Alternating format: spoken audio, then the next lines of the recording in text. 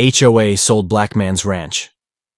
While he was deployed, the army took back every house.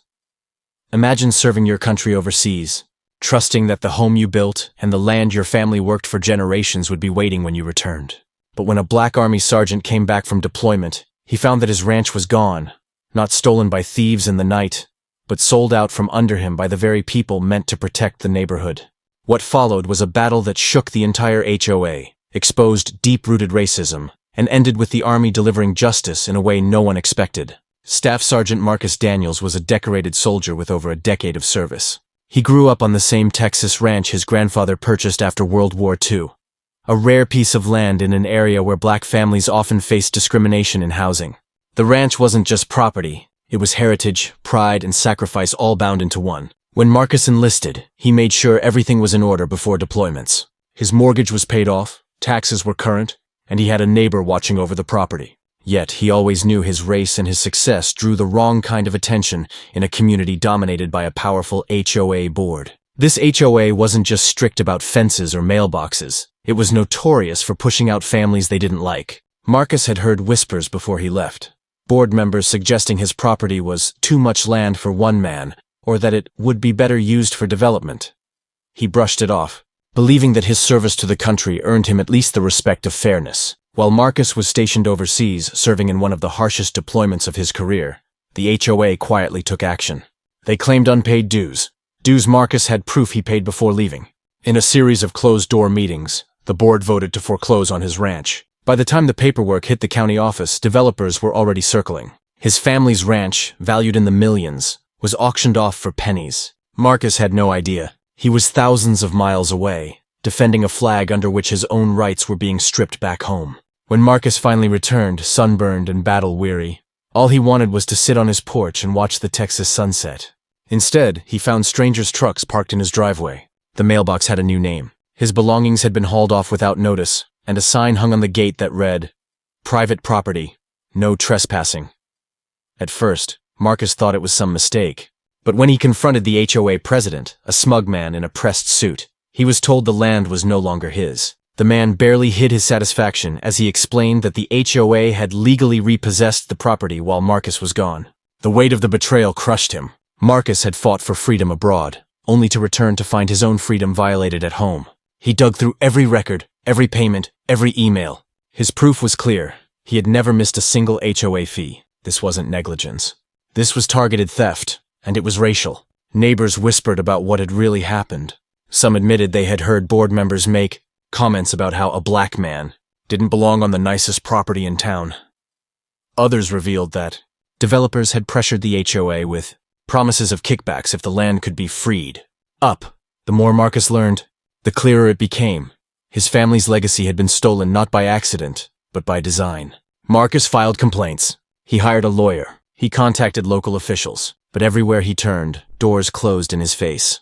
The HOA was deeply connected to City Hall, and the developers funding their decisions had influence. It seemed like Marcus was up against an unbreakable wall of money, power, and prejudice. Then one of his old army commanders heard his story. Outrage spread quickly through Marcus's unit, and soon his case was known across the base. Soldiers who had stood shoulder to shoulder with him in combat were furious that an American veteran, a man who risked his life for his country, could be stripped of his home because of racism and greed.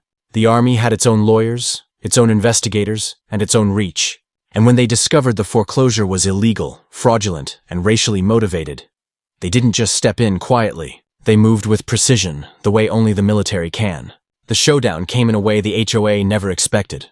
One morning, a convoy of military vehicles rolled into the subdivision.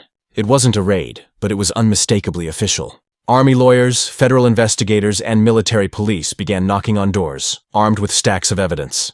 Every document the HOA had filed was exposed as fraudulent. Dues marked as unpaid were shown as cleared months earlier. Signatures on foreclosure notices were proven forged. Even emails surfaced where board members mocked Marcus's service and made racist jokes about finally getting rid of him. One by one, homeowners realized the depth of the corruption. What looked like just one ranch taken from one man was only the beginning. The army uncovered that the HOA had used similar tactics on at least 3 other minority families, pushing them out, flipping their homes, and profiting through developers. The board members panicked. Some resigned on the spot. Others lawyered up. But it was too late. Federal charges of fraud, racketeering, and discrimination loomed. The HOA, once the most feared organization in the neighborhood, was collapsing under the weight of its own corruption. As for Marcus's land, the military and federal courts moved swiftly. The fraudulent sale was overturned, and the ranch was restored to its rightful owner. Yet the army wasn't finished. In an unprecedented move, they pursued restitution not just for Marcus, but for every family wrongfully targeted. And when the dust settled, dozens of homes tied to fraudulent HOA deals were reclaimed, forcing developers to return millions in stolen property. For the first time, the powerful HOA learned what true accountability looked like. Marcus stood once again on his porch, the sunset stretching over the fields his grandfather once tilled. The land was his again, but it wasn't just a personal victory, it was a symbol. His battle proved that no matter how powerful a corrupt system may seem, truth and persistence could still bring it down. The HOA no longer existed. Its leaders faced prison time, its influence destroyed. The developers who once bragged about their deals now scrambled to repay what they owed. The families who had been wronged returned to their homes, their dignity restored.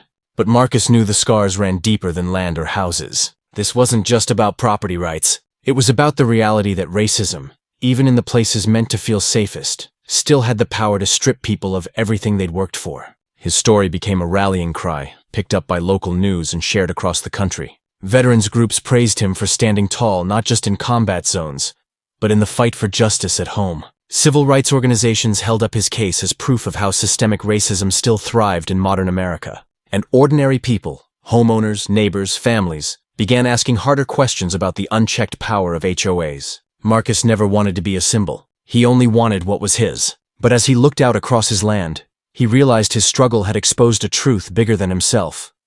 That silence allows injustice to grow, and courage, even when it comes at a cost, can inspire change. So I'll leave you with this. If a man can risk his life overseas and still come home to find his rights stolen in his own neighborhood, what does that say about the fight we still face here at home? And more importantly, if injustice came for your neighbor, would you stay silent, or would you stand with them?